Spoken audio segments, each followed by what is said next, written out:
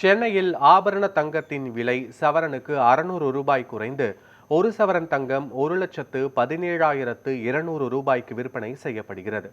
சர்வதேச நிலவரங்களுக்கு ஏற்ப தங்கத்தின் விலை ஏற்ற இறக்கம் கண்டு வரும் நிலையில் சென்னையில் ஆபரண தங்கத்தின் விலையில் சரிவு ஏற்பட்டது.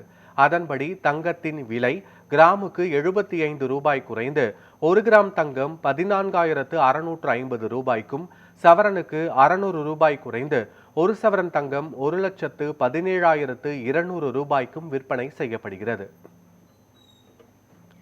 தங்கத்தை போன்றே சென்னையில் வெள்ளியின் விலையும் குறைந்தது.